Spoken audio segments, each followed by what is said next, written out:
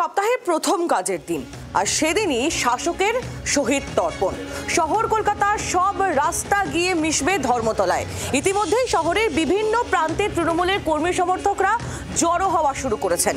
সল্টলেকে central park থেকে দক্ষিণের Gitanjali stadium, উত্তরবঙ্গের লোকজনদের জন্য আলাদা আলাদা ব্যবস্থা।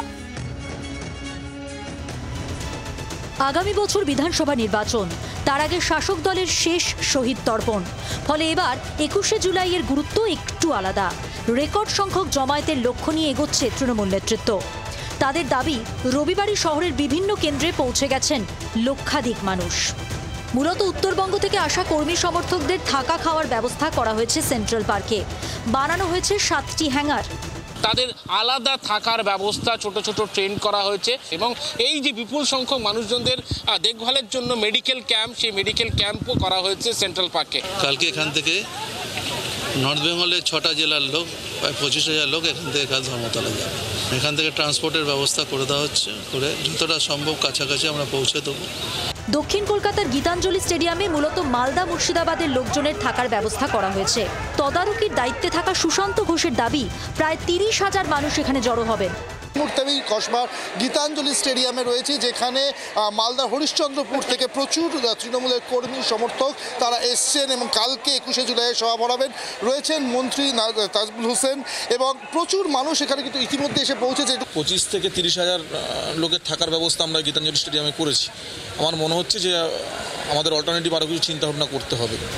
এদিন সেন্ট্রাল পার্ক এবং গীতাঞ্জলিতে পৌঁছে ব্যবস্থাপনা খতিয়ে দেখেন অভিষেক বন্দ্যোপাধ্যায়। 21শে জুলাইয়ে প্রতিবারই এখানে বিপুল সংখ্যক তৃণমূল কর্মী সমর্থকের রাত কাটানোর ব্যবস্থা করা হয়। এবারও বালুরঘাট, বীরভূম, বাঁকুড়া থেকে প্রচুর কর্মী সমর্থকেরা এসে পৌঁছেছেন। ক্ষুদিরাম অনুশীলন কেন্দ্র মূলত এখানে উত্তর দিনাজপুর, পুরুলিয়া এবং একই সঙ্গে বীরভূমের বাসিন্দা যারা রয়েছেন তৃণমূল কর্মী সমর্থক, তারা কিন্তু এখানে আসছেন। এখানে তাদের থাকার ব্যবস্থা করা হয়েছে, খাওয়ার ব্যবস্থা করা হয়েছে এবং মেডিকেল, অর্থাৎ কেউ যদি অসুস্থ হয়ে যায় তাদের ওষুধপত্রেরও ব্যবস্থা করা হয়েছে। এখন পর্যন্ত আমাদের এই ক্ষুদিরামে প্রায় 3,000 মানুষ এসছেন। আমরা চেষ্টা করছি, আমাদের দলের তরফ থেকে মমতা বন্দ্যোপাধ্যায় আমাদের দায়িত্ব দিয়েছেন। আমরা চেষ্টা করছি যতটা সম্ভব তাদের পাশে থেকে তাদের নিয়ে কাজ করা। এটা স্বতঃস্ফূর্ত, কাউকে কোনো কুপন টুপন বিলি করে আনতে হয় না, আমন্ত্রণ করতে হয় না। প্রত্যেকেই জানেন এটা দিদির কথা শুনতে আসবো। আলিপুরের উত্তীর্ণ অডিটোরিয়ামে পুরুলিয়া থেকে আসা প্রায় 5,000 তৃণমূলের কর্মী সমর্থকদের থাকা খাওয়ার আয়োজন করা হয়েছে।